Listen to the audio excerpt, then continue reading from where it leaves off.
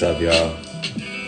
Community Voices, Season 4, Episode 13. Our guest this evening will be Corey of Rhymes and Spines.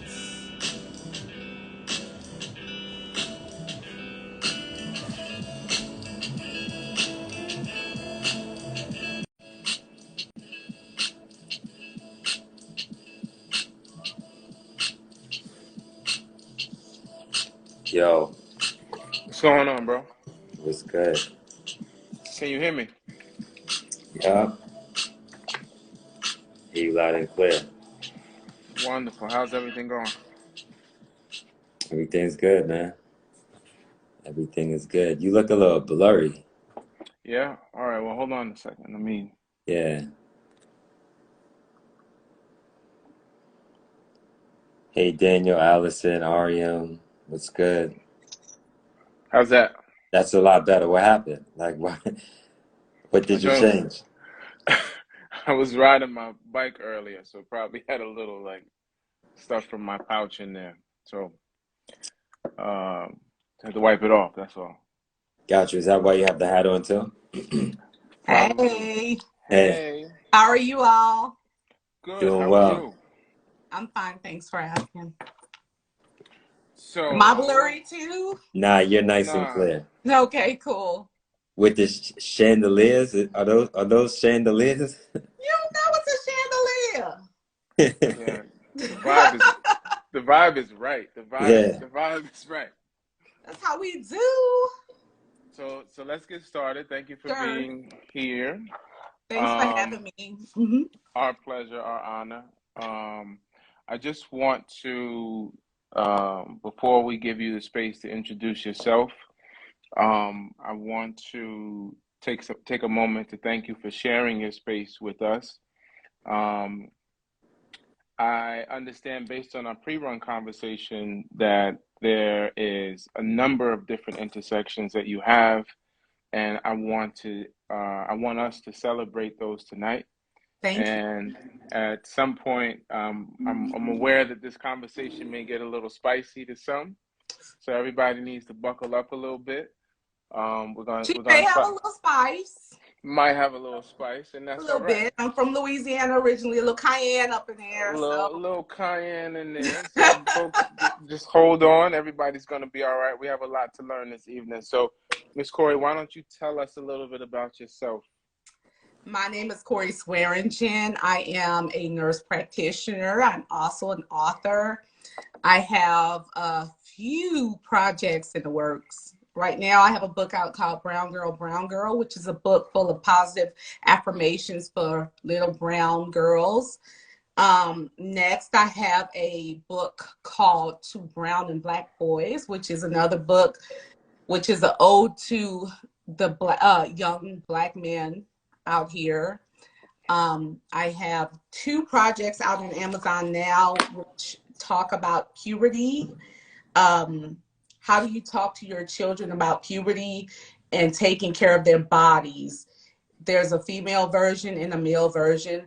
Those two books contain melanated medical illustrations, so that because representation matters, and so we have some culturally competent healthcare illustrations there, so they can get a gist of what their bodies will look like as they develop and how to take care of that developing body.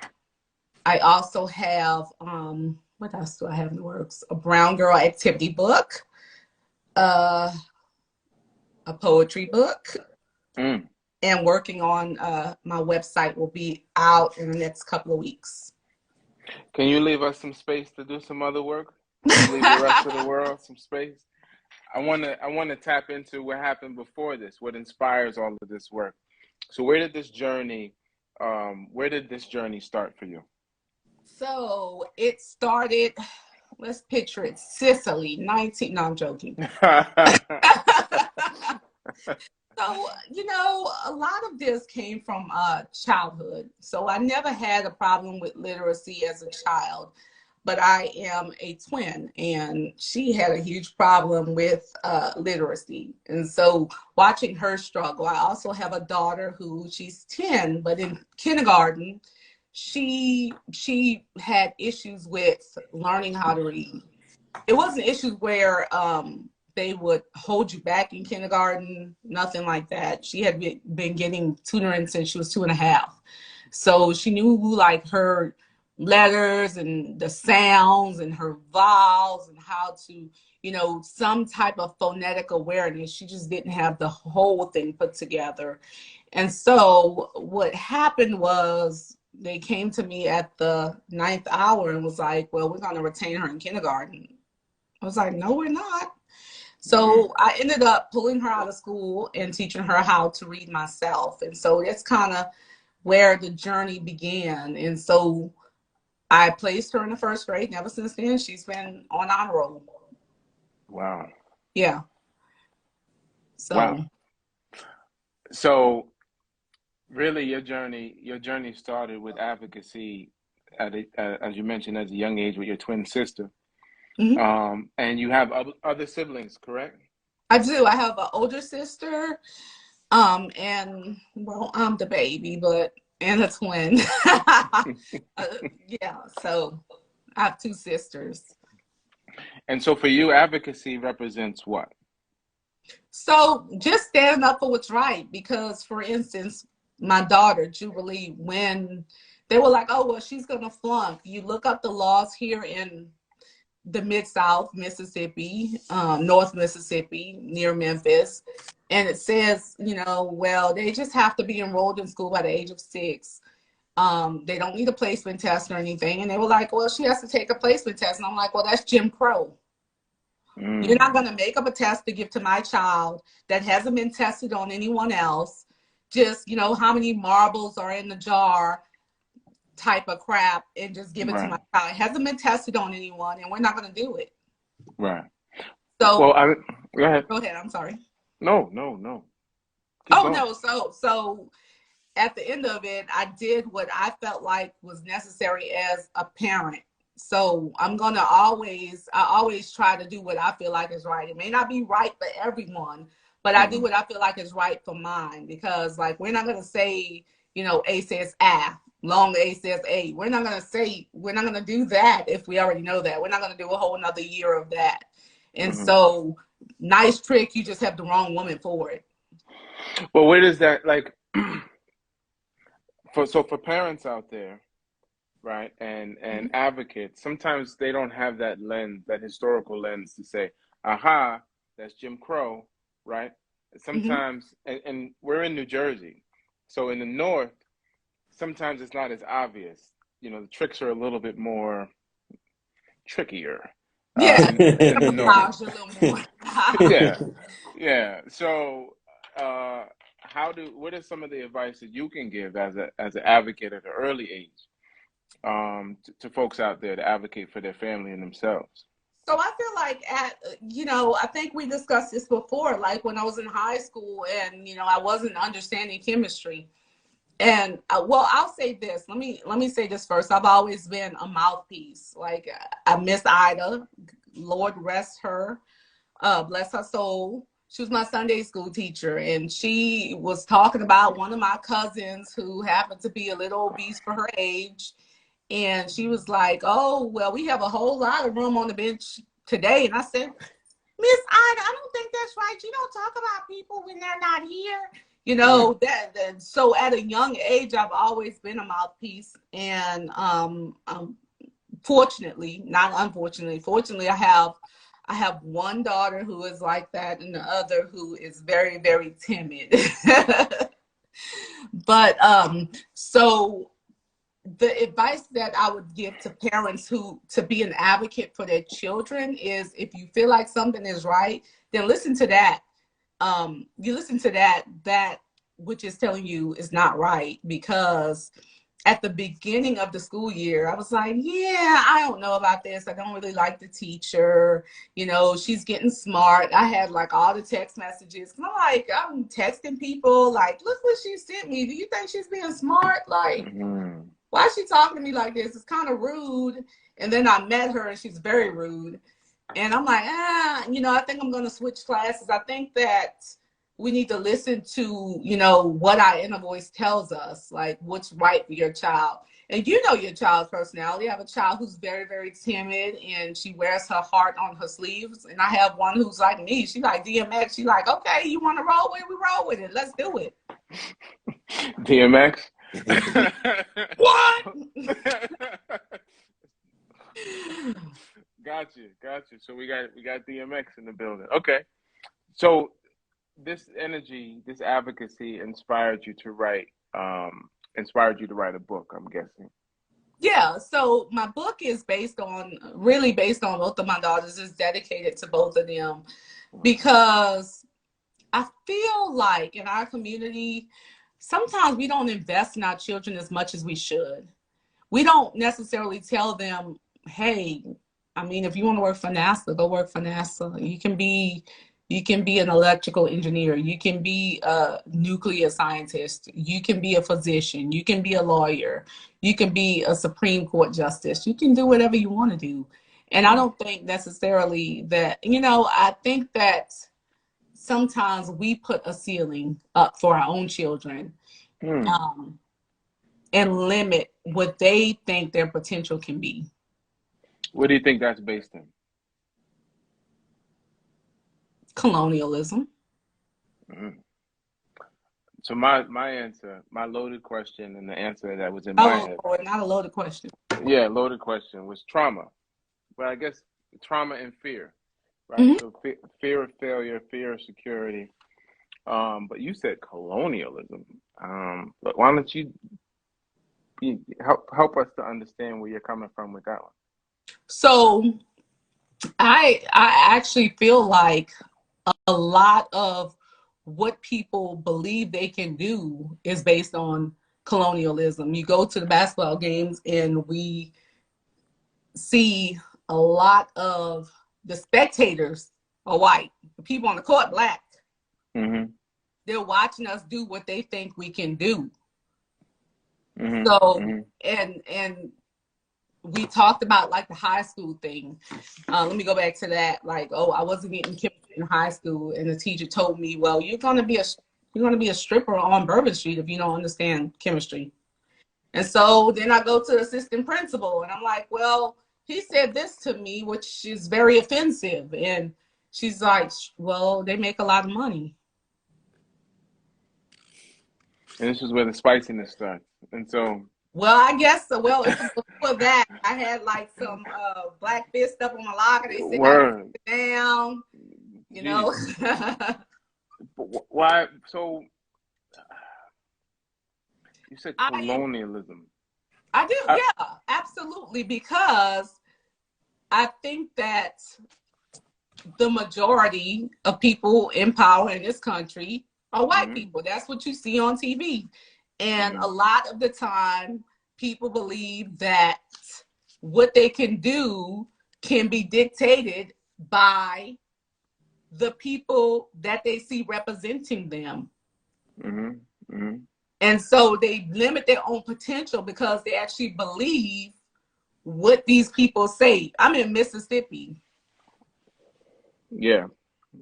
Why the hell I'm in Mississippi, I don't know, but I'm in Mississippi. And so there's nobody who can tell me as a Black woman what my potential is. There's no one who can tell my children as a potential, like what you can do. There's no ceiling. You can't put a ceiling up over my kids. My kids can do anything they want to do. And so there's no limit that the white man or the white woman can place over them to make them think that they can't achieve whatever they want to achieve. So, I wrote the book as, you just keep trying. Somebody throws an obstacle in your way, then there's another route around it. Go over it, go around it. Yeah. But there's a way to do what you want to do. I agree with you. And Aquarius is an educator, so I'm going to tap into him in a second. But I think that Eurocentric way of viewing things, the idea that you have to fit into a category. Yeah, I told you. That you got to fit into a category or you got to check a box. in order to be successful is not only outdated, but it is definitely is founded in supremacy. As an educator, Aquarius, and not just an educator, you are a black male educator, which is important to say. Important. Uh, um, what are some of the, do you feel a sense of obligation to your black and brown students and constituents in your classroom to remove those barriers, those Eurocentric barriers, those colonial barriers from them?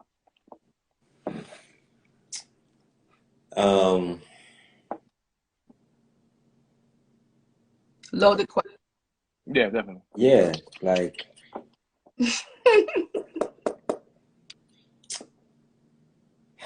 I mean, my expectations for anyone else are the same expectations I ultimately have for myself. Okay. So whatever the entry point is, my job is to coach and facilitate and provide that. And a lot of times it's energy that's needed, right? And Mhm. people can feel that energy and Absolutely. feel that spirit. So I think that's one of the defining factors is you giving me talk or you giving me energy, Correct. right? So I feel, you know, that for me is what really differentiates and makes things happen. Like regardless of whatever's in our way, if we have it in our spirit to move forward and help others move forward as well, there's no stopping that. Correct. So that's how I see it. So In then, fact, I'm even more inspired. Like I get even more inspired with the obstacles that present themselves, Right. you know? Right. That's what you're gonna do. Okay, well, I'm gonna show you how I'm gonna swerve and curve and maneuver right on around the barrier you try to put in my way. Exactly. Yeah. one of your other intersections, Corey, is healthcare, right? And Correct. so, why don't you tell us a little bit about that? Because now I want to build that bridge between that energy that Aquarius is talking about in the classroom and that you're talking about at home to now going into taking care of folks and their wellness. Okay, so I mean, not only am I like big on literacy, just in general literacy, but also health literacy, because I feel like, I've been on both sides of the bed. I'm a nurse practitioner, I work in the emergency room. So I've been on the treatment side of the bed as well as the provider side of it. And so I mean, I think that people don't see people. The biggest problem is people don't see people as people. Mm-hmm. That's just the biggest problem and all. And even even larger than that, they don't see black people as people. They don't see our pain as pain. They don't see our ailments as ailments. They don't see our sickness as sickness. As I said, I've been on the patient side of the bed and been sent out the ER for things I would have admitted someone to ICU for. I don't tell people what I do when if I go to the emergency room, working in the emergency room, then believe I have an emergency. Mm-hmm. And so I don't tell people what I do when I go in there, and I just let them act accordingly.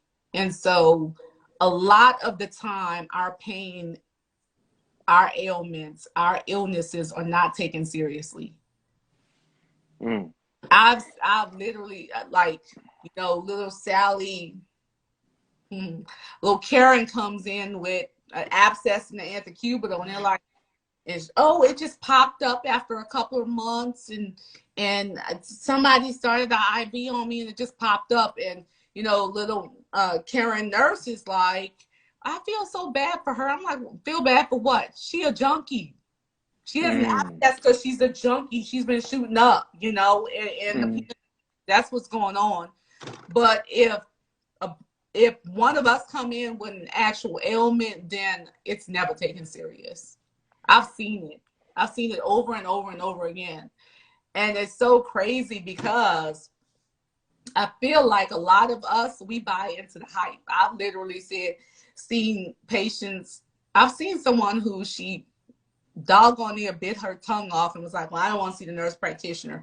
And so I was just like, oh, okay. So the doctor walks in and, you know, when he walked out, he said, yeah, she would have been better seeing you. She damn near bit her tongue off and he gave her Tylenol. Okay, sis. Okay, you don't want to see me? You want to see the white man? Because he don't care nothing about you. I wouldn't have done you like that. I would have never done you like that because I always take care of my people. Not saying I'm just going to give you, you know, I'm not going to give you anything crazy, but that hurts. And I know it hurts. What is that founded in? What is what? I'm sorry. What is that founded in? Why do you think that we see healthcare, regardless of who's providing the service, and we're just like we're resistant to it? You know what I'm gonna say? Um, I'm gonna say colonialism. It's just like the episode of Sanford and Son when he went to the dentist, and he didn't want the black dentist, and then he ended up getting the medical student. Like, believe that I'm not here because I got it out of a cereal box. Believe that I'm here because I studied. I listen to podcasts. I read. I study. I'm in school now, studying even more. I work for this, so believe I know what I'm doing. But that's fine. You want to go up in there and let them do you any kind of way, then I'll let them do you any kind of way because that's what you want. But believe that I'm here because I had to work my butt off to get where I'm at. Yeah. If they don't recognize that, that's not up to me, because anyone has the right to decide what type of care they want. So if you don't want me to be your provider, I'm not going to do you any kind of way because I'm an empath and I see people as people. Yeah. How do we? Well, I'm looking at you. I know you're. Yeah. How do we reframe that though? Like, how do we begin to on one side, we know we have to educate the provider,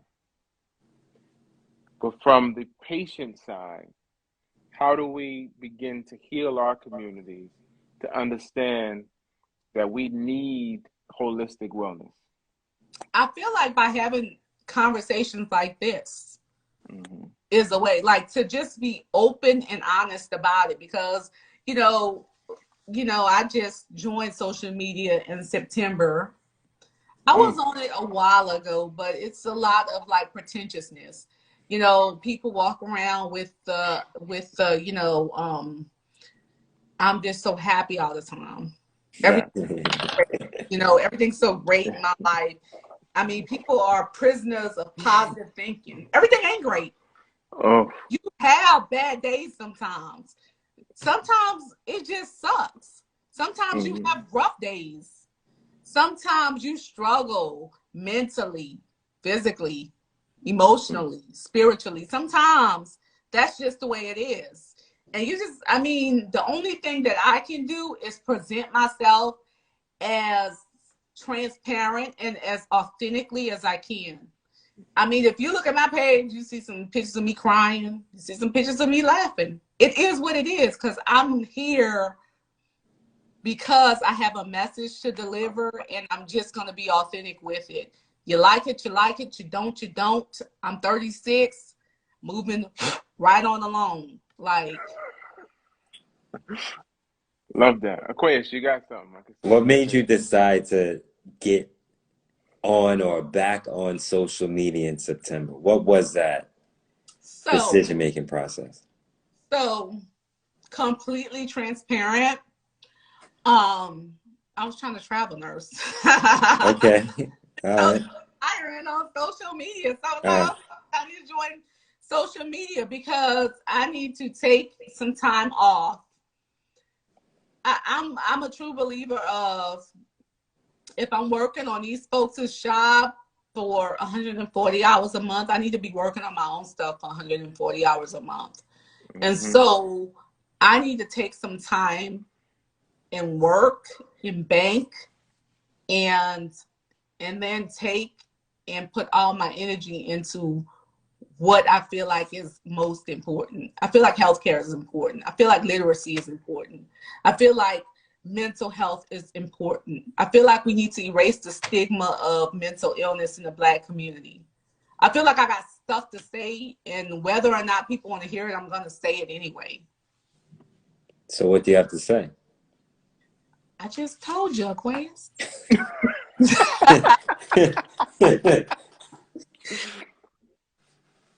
I'll tell you, our Black is beautiful. Our Black is smart. Our Black is hardworking. We're not perfect. We have problems. We have pain. We have trauma. We have things to work through. We need to come together as a community. And I'm not afraid to say it. I have my own struggles, daily struggles. I have my own triggers. And I don't feel like there's any shame in that. I think that shame is a powerful tool that makes people do crazy things sometimes. I think that, we spoke earlier about, talking about the crazy cousin. You don't want to be like the crazy cousin. What, the human cousin who been through, the war in Iraq? Which one? The cousin who went through Desert Storm and they got PTSD and flashbacks because they're human. It's okay to be human. I'm human. I'm not from Mars. I'm not a Martian. I'm human. I have real emotions. I have real pain. I have real trauma. And so the only thing that I can do is work through that. And there's not any shame in working through that. There's not any shame on sitting on somebody's couch and talking to them about what your trauma is.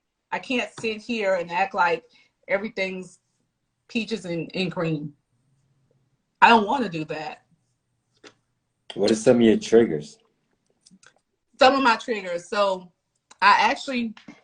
one of my newest triggers that I figured out was around Christmas time. I grew up in a very messy environment. And so the Christmas gifts, just being around the Christmas tree, trigger.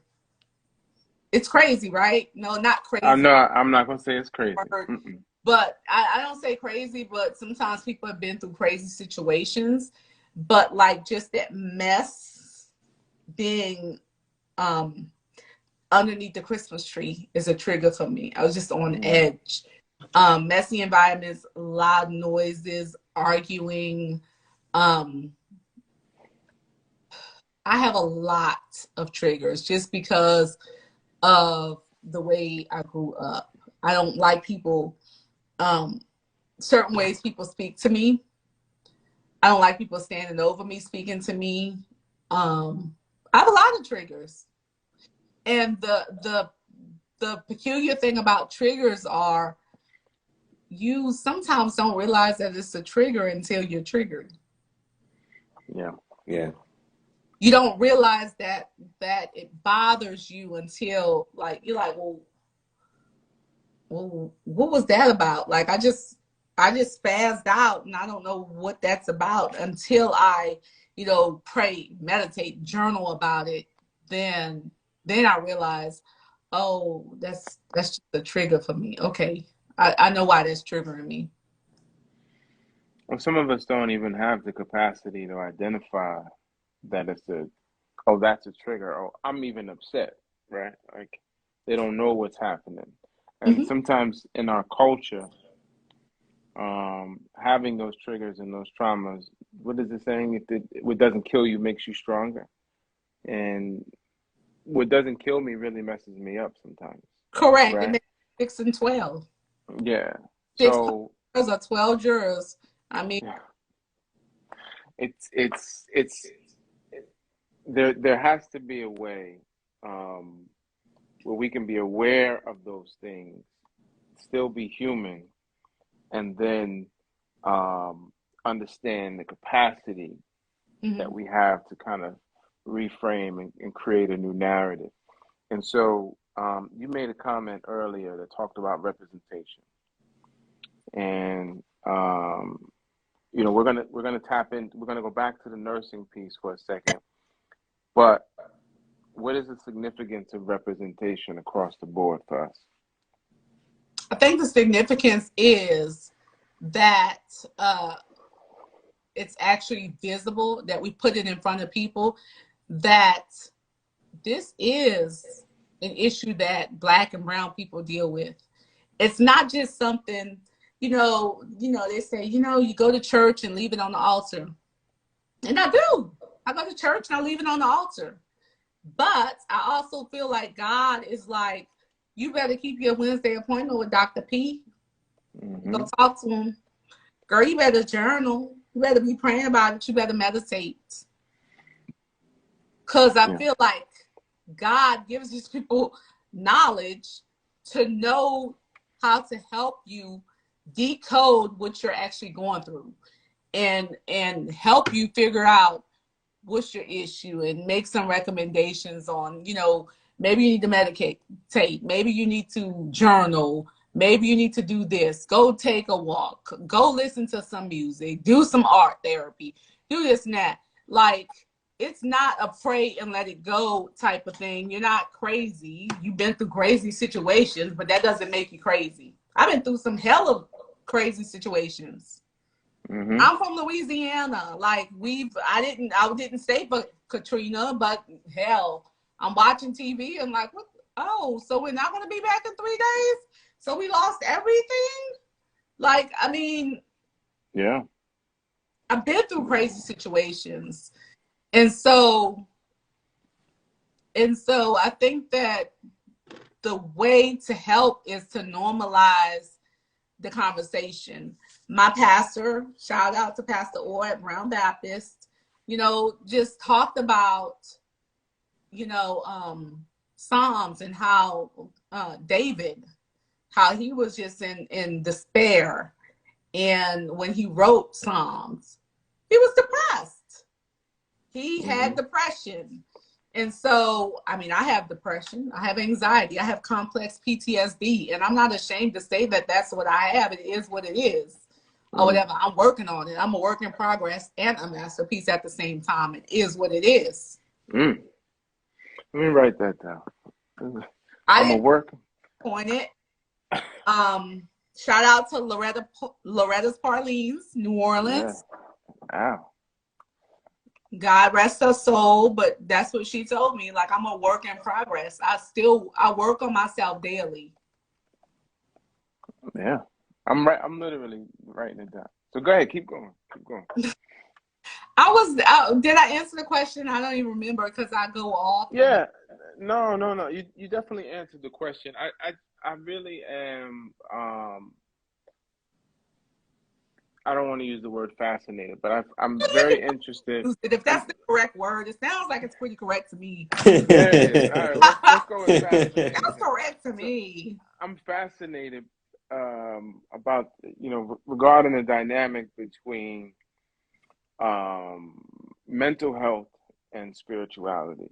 In our community, you can't have both.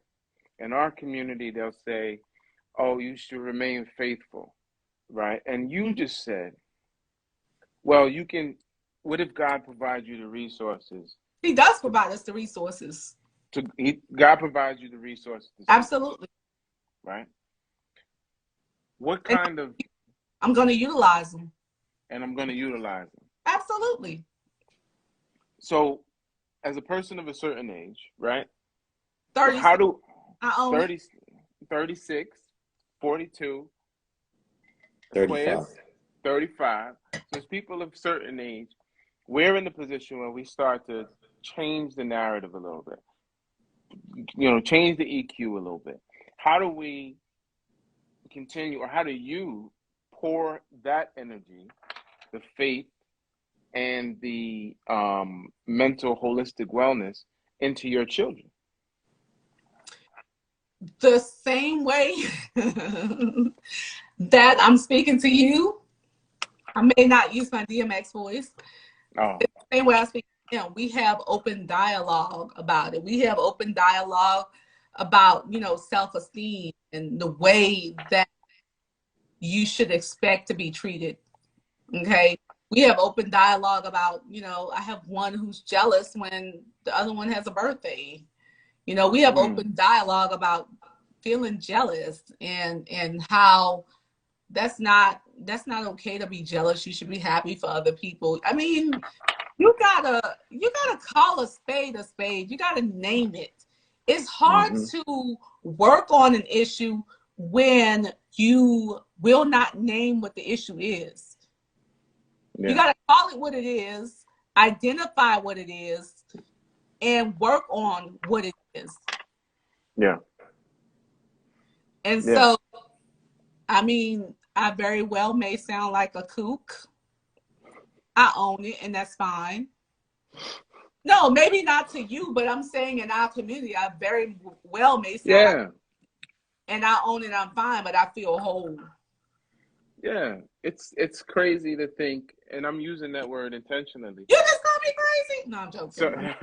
some of our grandparents and great grandparents may think we're crazy for the way that we do things. And we're Mm-hmm. crazy for talking to our kids or students or children the way that we do. Right, so I'm wondering, Even contemporaries. even Correct, contemporaries, Yeah. correct, even correct. contemporaries.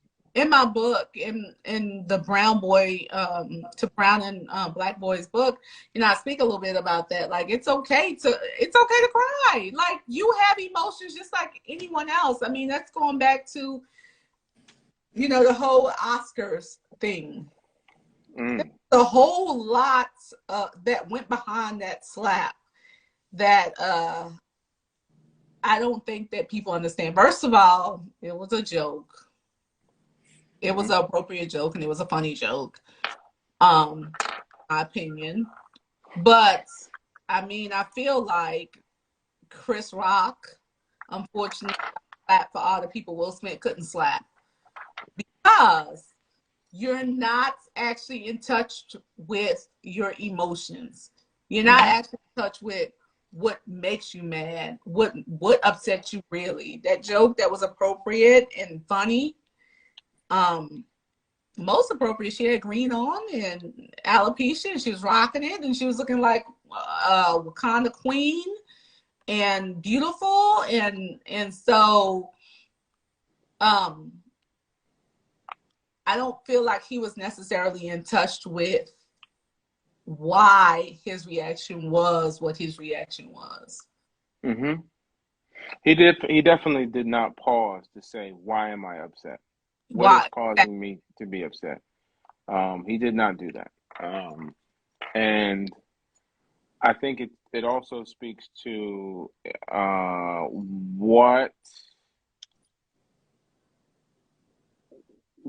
what are you equipped with? What is on your utility belt to manage your identity, yourself? And What am I equipped with to manage my body? what is in your utility belt to manage yourself, right? What tools do you have to say, I right? So you said your opinion was that, oh, the joke was funny, blah blah blah blah blah, right? So he did not. I can't say he didn't find it funny. He laughed at first, he right? did like. And so whether that laugh was I'm laughing to cover up or I'm laughing because it's funny, who knows? But let's say, for argument's sake, I didn't find the joke funny, and but I have in my belt that if I don't find the joke funny, I'm not gonna go smack the person that made the joke, Correct, correct. right? So here's But the thing, and I don't think it's a hard thing. I think it's my specialty is a one-sided conversation. mm, Hey, man, let me talk to you. I didn't think it was funny. I don't appreciate it. My wife suffers from a condition. Don't talk about my wife again. And walk off like it's a one-sided conversation. that's it. You don't have to have a response from this person. I'm letting you know where the line is drawn. Like, I mean, and I feel like that's my specialty. I do have one-sided conversations with people. I'm going to tell you what it is. I identify what the problem is. I tell you what my problem is with it, what I expect from you, and that's the end of the conversation. It's called respect. It's called boundaries. Draw a line in the sand, but I don't have to smack somebody to make a point. Well, the unfortunate thing is, like I said, he didn't have that in his utility belt, and he has a lot of work to do. Well, I think that he was a sure end to win.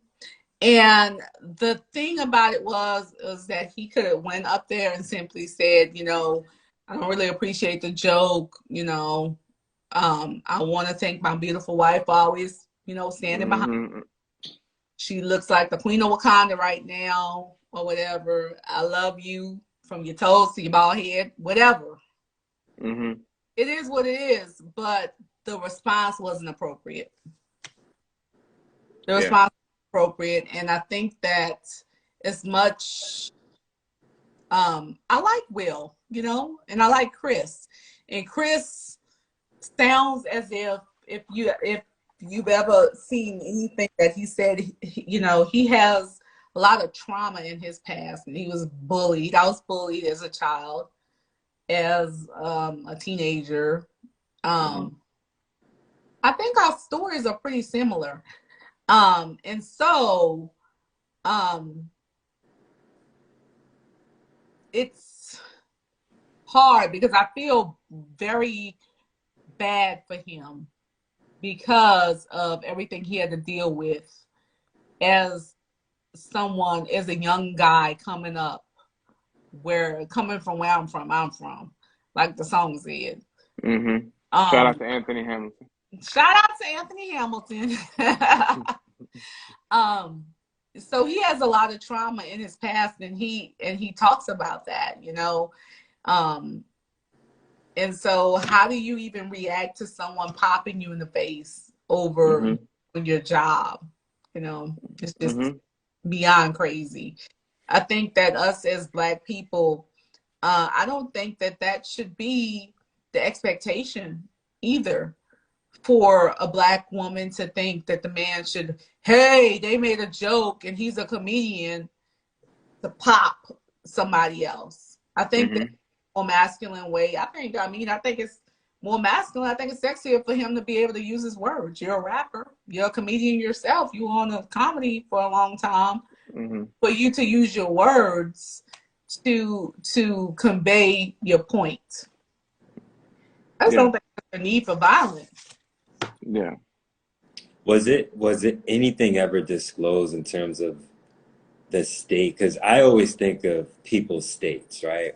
There's Mm-hmm. no telling what's happening to someone coming into the show, what happened in the car ride, what took place on the way there. So I'll be curious to know, like, what state was Will in prior? What took place that might have led to him making an irrational um, response. Like we never really know. That's why I don't speak much on issues like this unless I'm speaking directly to the parties involved. Like, yo, Don't we know? what was that? Don't we know? I mean, they went on TV. He's smiling.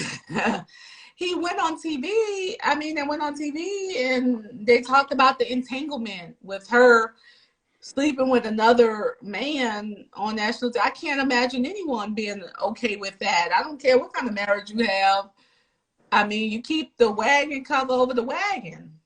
I mean, that's what the issue was. She embarrassed him on TV. Somebody throwing some hearts up. I don't know who it is. She embarrassed him. They talk about toxic masculinity, but toxic femininity. She completely embarrassed him. And so there's, jokes going around about you and the whole internet making fun of you. And so Chris Rock obviously caught a slap for the rest of the internet. I don't have much weight in it on it. I don't care who you sleep with. You do what you want to do. It's your body or whatever. But I think, like, I'm still laughing at caught a slap for the internet. Caught a slap for the internet. For the whole internet. that's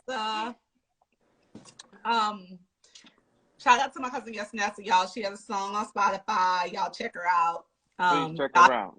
Yes, Nessa, that's her name? Yes, that's her name. Yes, Nessa, Yeah. but that's Juliette Williams. Ouch. Don't come up in. All right. Go download that. Go listen to that. Yes. But yeah, he did. He got slapped for the internet. But y'all red table talk, and so it is what it is. But that to me is oh my God, not my whole name, Corey. She said, I'm sorry, yes, Nessa. But he got slapped for the whole internet, and I feel like if we as Black people get in touch with what our actual issues are, what our problems are, then we can learn how to have some more emotional intelligence and how to deal with situations more appropriately. Yeah, I think that's the larger conversation. Yeah, like, and not to have any shame in saying, yeah, I would go sit on the talk to him, and you know what? It made me feel better. Yeah, I Stand mean, up because every Wednesday, honey, every Wednesday. I've done things in the name of honor and this feeling disrespected and out of shame that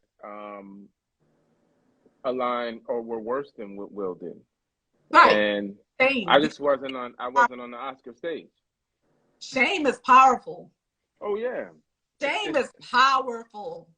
Yeah, it's a And motivator. so that's one of my things is like, I could have shame when it comes down to what my story is, but my story is what makes me who I am. And so I don't have shame about it. I grew up, I was poor. I was dirty. I was picky headed. It is what it is. I don't have shame in that because that makes me who I am. Do I have trauma from it? I do. Do I still work on myself daily? I do. Yeah. And I don't feel like there's any shame in that. I don't feel like there's shame in saying that, you know what, I'm not okay. You know what, those Christmas gifts being underneath the Christmas tree in disarray is triggering me. Mm-hmm. I don't have shame in that. I don't have shame in a lot of things. Maybe some things I should have shame in. No. But everybody doesn't necessarily. A lot of things that I'm a private person, but I am an authentic person. And I think when you present yourself authentically, and then people will naturally draw to you. Sometimes I don't know why the people draw to me, but Right. that's another story for another time. Y'all have me back. We got you. But yeah, so my whole mission is literacy, emotional literacy, healthcare literacy, being able to be an advocate for yourself. It comes down to all of those things. My daughter said, no, we're working on X, Y, and Z in school, and I don't really understand it. Okay, well, I want you to talk to the teacher. Because go to college, I'm not going to call your professor up and say, on the syllabus for week 6, it says blah, blah, blah. And she doesn't really understand that. No, you got to teach these people how to be independent. Not raising kids, you're raising grown-ups. That's right. Yeah. Advocacy is important. So with all those intersections that you mentioned, and you talked about your social mission, to provide us with representation, to allow our communities to heal. What's next for you? What are the next things that are that you're adding to your utility bill? So I have the puberty stuff, and also I'm working on the talk. How do you talk to your kids about sex? What is sex? Pregnancy, all that. But ultimately, growing up the way I grew up in a very poor community, I want to start a program where we get deodorant, maxi pads, tampons and stuff donated where we can provide to kids in underprivileged communities. That's, ultimate goal. I just want to do my part, because I've been on the other side of that where I didn't have the bare necessities, you know, and I mean, it's just hard because I see so many kids that don't have the bare necessities. I see so many people that can't read, don't read. And it's really honestly heartbreaking to me for them. They can't read and interpret information. And so next for me is literacy program, also the puberty stuff where I want to go in to schools and teach about puberty, how to take care of your body, and provide kids with, you know, the bare necessities. You need some deodorant, you need pads, you need tampons, you need all that stuff. So that's what's next for me. And also, um, I am currently getting another certification in psychiatric mental health. And so I want to start working with people with, you know, schizophrenia, bipolar disorder, depression, PTSD, um, and mainly, you know, Black and brown people, because this stuff isn't talked about in our community. It's, you know, Uncle It in the closet, you know, Yeah. unfortunately, when these people, they can't help it. Yeah. So how do we as a community support what you're doing and stay in touch with your work? So you can stay in touch with me. I am at Rhymes and Spines on Instagram as well as Facebook. You can email me at Corey@rhymesandspines.com, and my website, Rhymes and Spines, will be up in about 2 weeks. Quiz. A quiz. What you got? What you got? It was a pleasure having you. It was a pleasure having you join us, share your story, share your work so that we can continue to support everything you're doing, and have an episode 2 so that we can go deeper Let's do into it. some of the things you didn't share this evening. So, Let's do it. I'm an open book. so again, we really want to thank you for spending your time with us this evening and joining us here on Community Voices. And I mean, we really appreciate your time. For So much. I appreciate you all do. So Well, thank you. back, I'll be more than welcome. I told Sean I'm an open book, whatever. Like, he's like, I don't know if you want to go into it. I'm like, I appreciate your transparency, yeah, and no I problem. I appreciate you being on the front lines of getting this work done. We facts. support you, and we'll be right there with you. So soon Thank you. as look out for that invite for the second part of this. All right, let's do it. Thank you so much. All right, you're welcome. I'll talk to y'all later. All right, All right. take care. All Peace. right, Take care. Peace. all right, bye.